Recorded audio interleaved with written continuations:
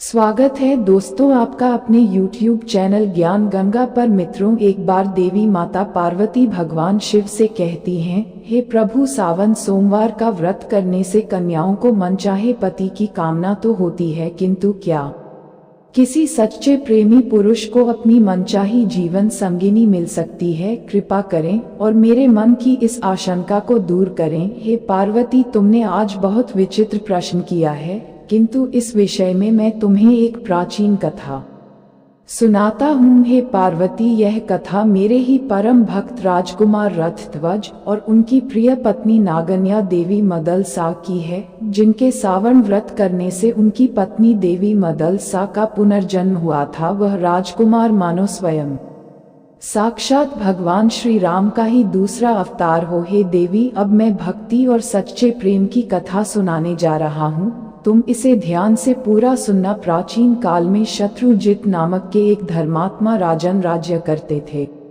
उनकी राजधानी गोमती नदी के तट पर थी। उनका एक बड़ा ही बुद्धिमान, पराक्रमी और सुंदर पुत्र भी था। उसका नाम था रथध्वज। राजा ने उसे उच्च संस्कार देकर पाला और बड़ा किया था, जो मानो साक्षात मर्यादा पुरुषोत्तम भगवान श्री राम का ही दूसरा अवतार हो। वह प्रतिदिन नित्य स्नान आदि कर मेरी ही पूजा आराधना करता था। वह शिव भक्ति में इतना लीन था कि वह मेरी पूजा में खोया रहता था। अपने अपने माता पिता के कहे अनुसार उसने शिव जी को ही अपना आराध्य बना लिया था। फिर एक दिन की बात है, जब नैमिषारण्य से गालव मुनि राजा शत्रुजित के दरबार में पधारे और उनके साथ एक बहुत ही सुंदर दिव्य अश्व था। तब उन्होंने राजा से कहा, महाराज, हम आपके राज्य में रहकर तपस्या, यज्ञ तथा भगवान का भजन करते हैं, किंतु एक दैत्य कुछ काल से हमारे इस पवित्र कार्य में बड़ी ही बाधा डाल रहा है।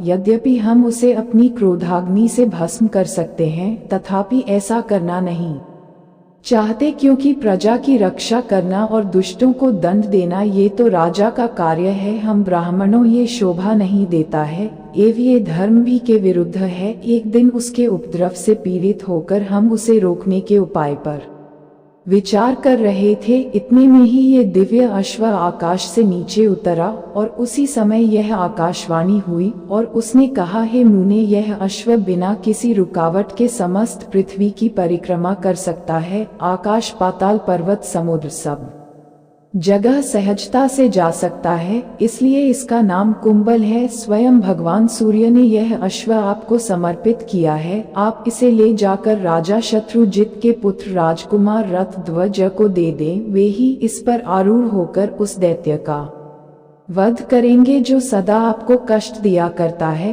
उस राजकुमार पर भगवान शिव का आशीर्वाद है। जब वह इस अश्व पर आरूढ़ होगा तो उसे से स्वयं देवराज इंद्र भी परास्त नहीं कर सकते हैं। हे राजन, इस आकाशवाणी को सुनकर हम आपके पास आए हैं। आप इस अश्व को लीजिए और राजकुमार को इस पर सवार करके हमारे साथ भेजिए, जिससे धर्म का लोप न होने पावे। मित्रों, भगवान शिव कहते हैं, हे देवी पार्वती, गालव मुनि के ऐसे वचनों को सुनकर धर्मात्मा राजा ने बड़ी ही प्रसन्नता के साथ राजकुमार को मुनियों की रक्षा के लिए भेजा। महर्षि के आश्रम पर पहुंचकर वे सब ओर से उसकी रक्षा करने लगे। फिर एक दिन अचानक वह मदोमत दानव शुक्र का रूप धारण करके वहां आया। तब राजकुमार शीघ्र ही घोड़े पर सवार हो उसके पीछे दौड़े और तेज अश्व पर आरूढ़ होकर अर्धचंद्राकार बाण से उस पर प्रहार किया। बाण से आहत होकर वह शूक का दैत्य प्राण बचाने के लिए भागा और वृक्षों तथा पर्वत से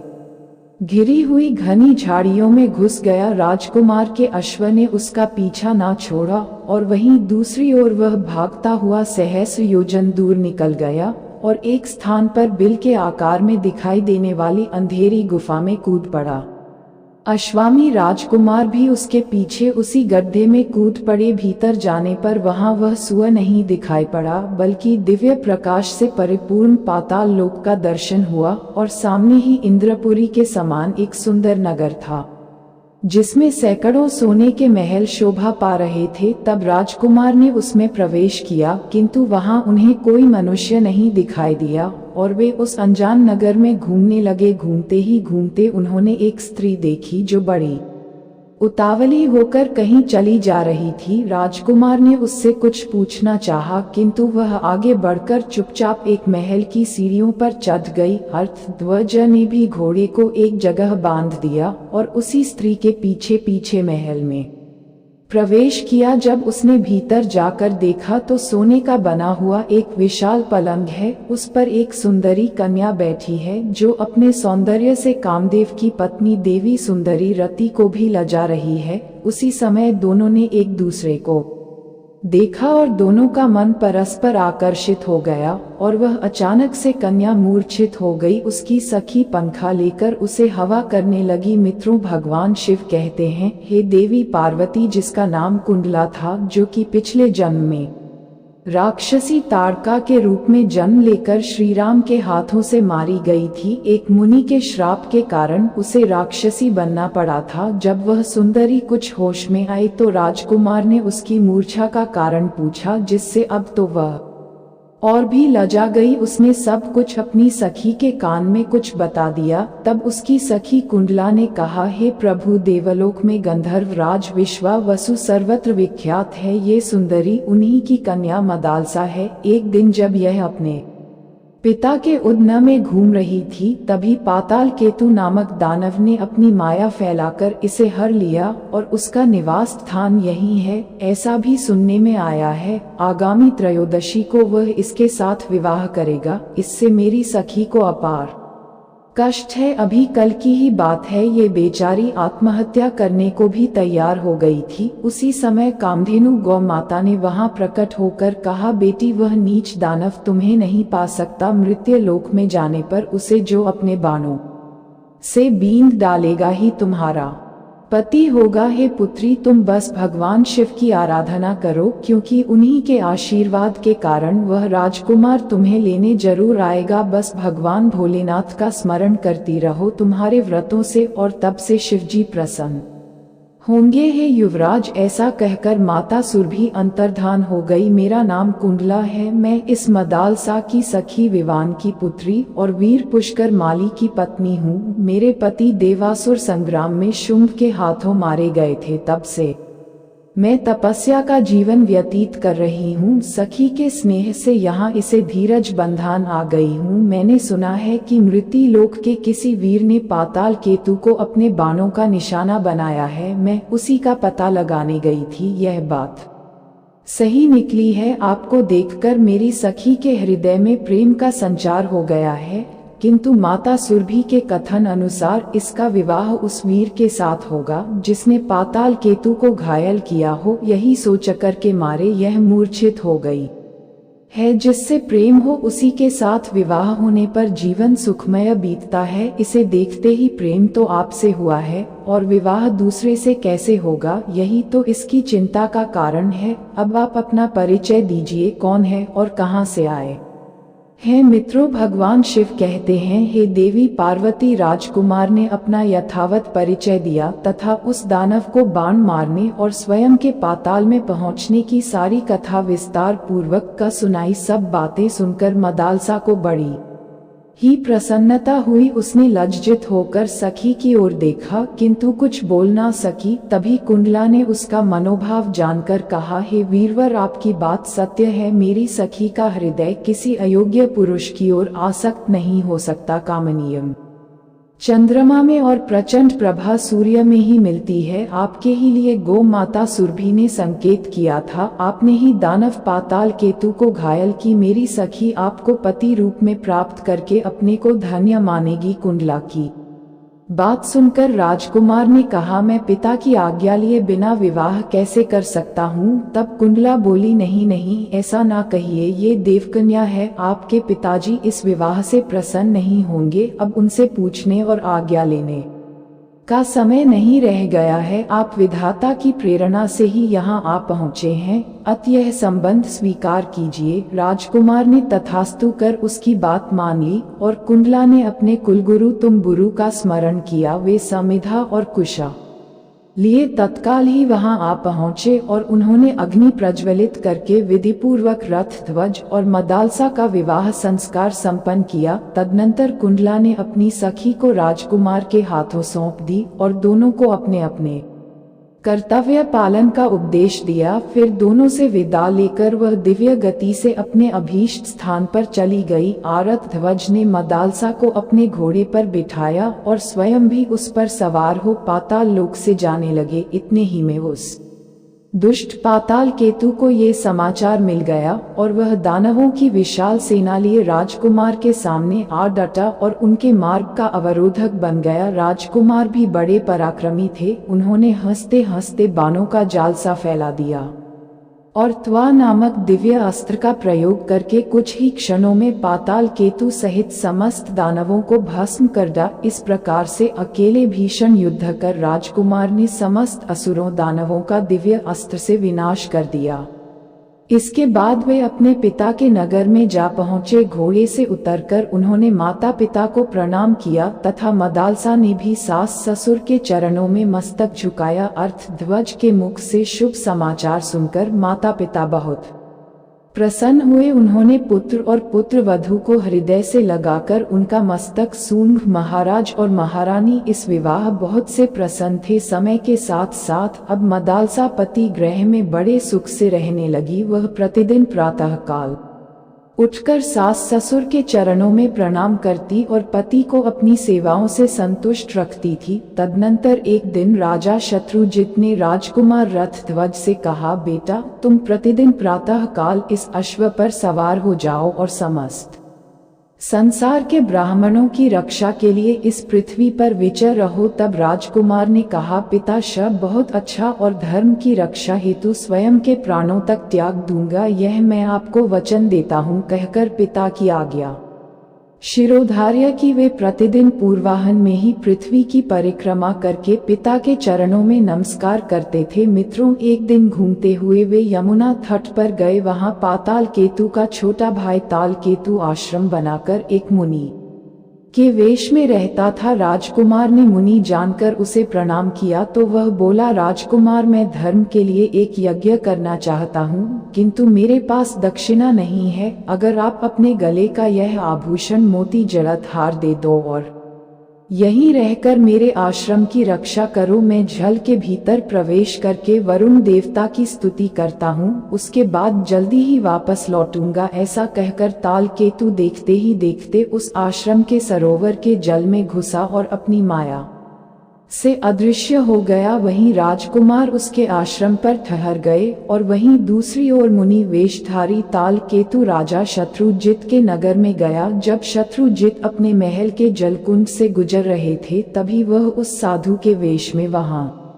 प्रकट होकर उसने कहा, हे राजन, मुझे आपसे कहने में बड़ी ही खिन्नता हो रही है, किंतु धर्म के अनुसार आपको ये समाचार देना मेरा परम कर्तव्य है। राजन, आप अपने हृदय को दृढ़ कर लो, क्योंकि आपके पुत्र रथ व दैत्यों के साथ युद्ध करते करते मारे गए हैं। यह उनका आभूषण है जो इस सत्यता का प्रमाण है। ऐसा कहकर वह जैसे आया था उसी प्रकार से जल में समाधि लेते हुए लौट गया। मित्रों, भगवान शिव कहते हैं, हे देवी पार्वती, अब देखते ही देखते किसी वन में भयानक कुमार की मृत्यु का दुखपूर्ण समाचार सुनकर नगर में हाहाकार मच गया। राजा रानी तथा रानीवास की स्त्रियां शोक से व्याकुल होकर विलाप करने लगी। मदालसा ने उनके गले के आभूषण को देखा और पति को मारा गया सुनकर तुरंत ही अभी मंत्रों से अपने स्वयं के प्यारे प्राणों को त्याग दिया। अब तो राजमहल का शोक 2 गुना हो गया। राजा शत्रुजित ने किसी प्रकार धैर्य धारण किया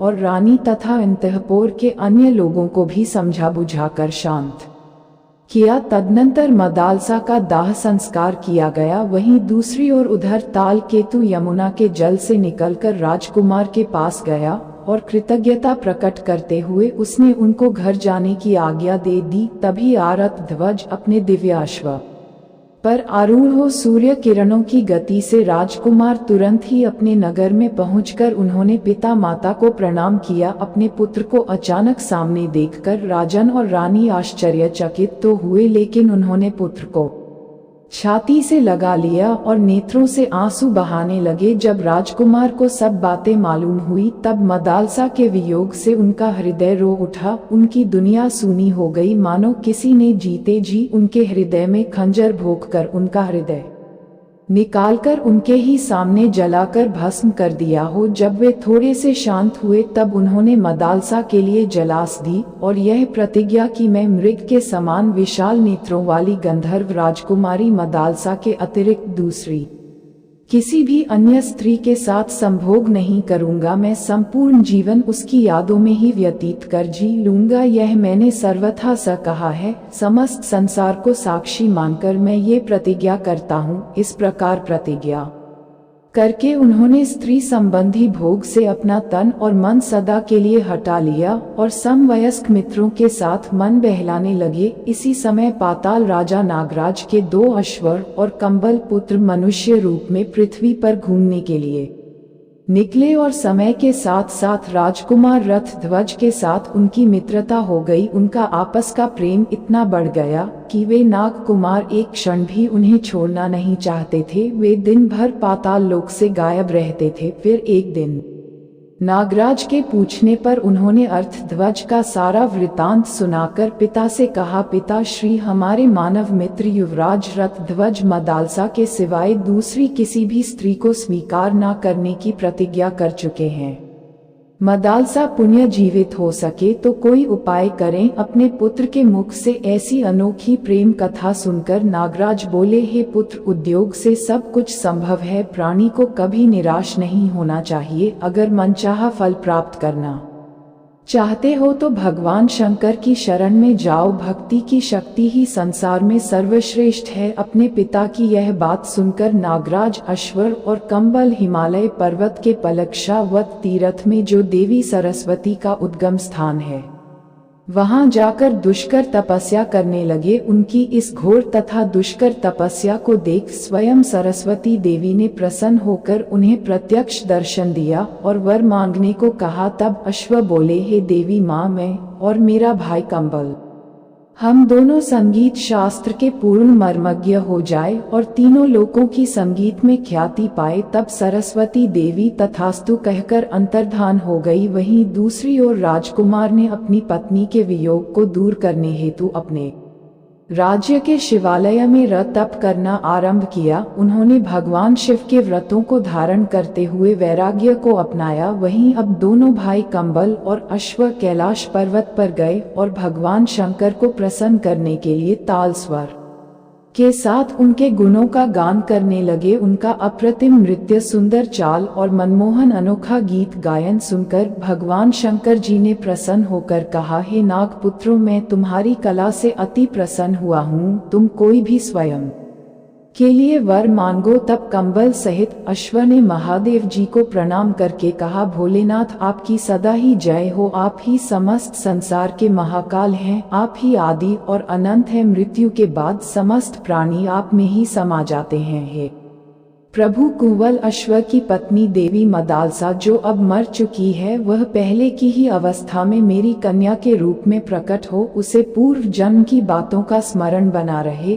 और पहले ही जैसी उसकी कांति हो तथा वह योग एवं योग विद्या की जननी होकर मेरे घर में प्रकट हो। हम यही वरदान आपसे मांगते हैं। तब महादेव जी ने कहा, हे नागराज, तुम श्राद्ध का दिन आने पर यही कामना लेकर पितरों का तर्पण करना और श्राद्ध में दिए हुए मध्यम पिंड को शुद्ध भाव से खा लेना। इससे वह तत्काल ही तुम्हारे मध्यम फण से प्रकट हो जाएगी। मित्रों, भगवान शिव के कहे अनुसार नागराज ने वैसा ही किया और अपने पितरों से भगवान शिव के वरदान के बारे में कहा। तब पितरों ने तथास्तु कहकर वे अंतर्ध्यान हो गए और देवी सुंदरी मदालसा उनके मध्यम फण से प्रकट हो गई। फिर नागराज ने उसे महल के भीतर स्त्रियों के संरक्षण में रख दिया। ये रहस्य उन्होंने कहीं भी प्रकट नहीं किया और इस बात को परम गोपनीय ही रखा। तदनंतर अश्व ने अपने पुत्रों से कहा, हे पुत्र, तुम शीघ्र जाओ और राजकुमार रथध्वज को यहाँ बुला लाओ। उन्हें किसी भी गोपनीयता का आभास न हो, ये भी तुम ध्यान रखो। जब वे राजकुमार के पास जाते हैं तब नाग कुमार उन्हें लेकर गोमती के जल में उतरे और वहीं से खींचकर उन्हें पाताल में पहुंचा दिया और फिर वहां वे अपने असली रूप में प्रकट हुए। आठ ध्वज नागलोक की शोभा देखकर चकित हो उठे। उन्होंने नागराज को प्रणाम किया। तब नागराज ने आशीर्वाद देकर रथ ध्वज का भलीभांति स्वागत सत्कार किया। भोजन के पश्चात सब लोग एक साथ बैठकर प्रेमालाप करने लगे। तभी नागराज ने मदालसा के पुनर्जीवित होने की सारी कथा उन्हें कह सुनाई। नागराज के मुख से वह सारा वृतांत सुनकर राजकुमार के प्रसन्नता का कोई ठिकाना न रहा, मानो उनके जीवन का प्रेम उद्देश्य सफल हो गया हो। तब उन्होंने समस्त नागलोक में सभी को नतमस्तक होकर अभिवादन किया और प्रसन्न होकर अपनी प्यारी पत्नी को ग्रहण किया। उनके स्मरण करते ही उनका प्यारा अश्व वहां आ पहुंचा। नागराज को प्रणाम करके वे मदाल के साथ अश्व पर आरूढ़ हुए और अपने नगर में चले गए। मित्रों, जब राजकुमार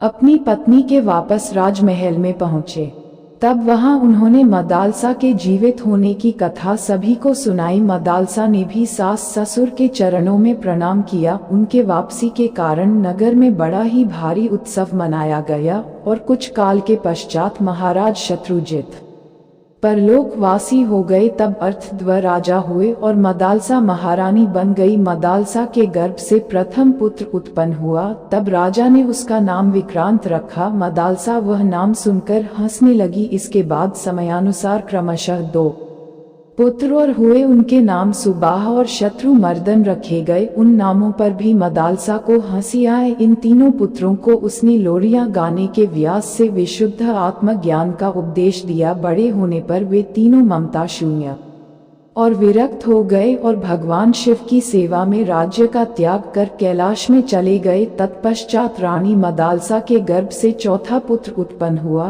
जब राजा उसका नामकरण करने चले तो उनकी दृष्टि मदालसा पर पड़ी। तब वह मंद मुस्कुरा रही थी। राजा ने कहा, महारानी, जब भी मैं नाम रखता हूँ तो तुम खिलखिला कर हंसती हो। अब इस पुत्र का नाम तुम ही रखो। तब मदालसा ने कहा, महाराज, जैसी आपकी आज्ञा। आपके चौथे पुत्र का नाम मैं अलर्क रखती हूँ। अलर्क। यह अद्भुत नाम सुनकर राजा ठठाकर हंस पड़े और बोले, इसका क्या अर्थ है? तब मंद मुस्कान के साथ मदालसा ने उत्तर दिया, सुनिए, नाम से आत्मा का कोई संबंध नहीं है। संसार का व्यवहार चलाने के लिए कोई सा भी नाम कल्पना करके रख लिया जाता है, वह संज्ञा मात्र है, उसका कोई अर्थ नहीं। आपने भी जो नाम रखे हैं वे भी निरर्थक ही हैं। महाराज, पहले विक्रांत इस नाम के अर्थ पर विचार कीजिए। क्रांति का अर्थ है गति, जो एक स्थान से दूसरे स्थान पर जाता है, वही विक्रांत है। आत्मा सर्वत्र व्यापक है, उसका कहीं आना जाना नहीं होता है। ये नाम उसके लिए निरर्थक तो है ही, स्वरूप के विपरीत भी है। आपने दूसरे पुत्र का नाम सुबाह रखा है। जब आत्मा निराकार है तो उसे बाह कहाँ से आए? जब बाह ही नहीं है तो सुबाह नाम रखना कितना असंगत है। तीसरे पुत्र का नाम शत्रुमर्दन रखा गया है, उसकी भी कोई सार्थकता नहीं दिखाई देती। सभी शरीरों में एक ही आत्मा रम रहा है। ऐसी दशा में कौन किसका शत्रु है और कौन किसका मर्दन करने वाला? यदि व्यवहार का निर्वाह मात्र ही उसका प्रयोजन है, तब तो अलर्क नाम से भी इस उद्देश्य की पूर्ति हो सकती है। मित्रों, भगवान शिव कहते हैं, हे देवी पार्वती, अब राजा निरुत्तर हो गए। मदालसा ने उसको भी ब्रह्म ज्ञान का उपदेश सुनाना आरंभ किया। तब राजा ने रोककर कहा, देवी, इसे भी ज्ञान का उपदेश देकर मेरी वंश परंपरा का उछल करने पर क्यों तुली हो? इसे प्रवृत्ति मार्ग में लगाओ और उसके अनुकूल ही उपदेश दो। तब मदालसा ने पति की आज्ञा मान ली और अलर्क को बचपन में ही व्यवहार शास्त्र का पंडित बना दिया। उसे राजनीति का पूर्ण ज्ञान कराया। धर्म, अर्थ और काम तीनों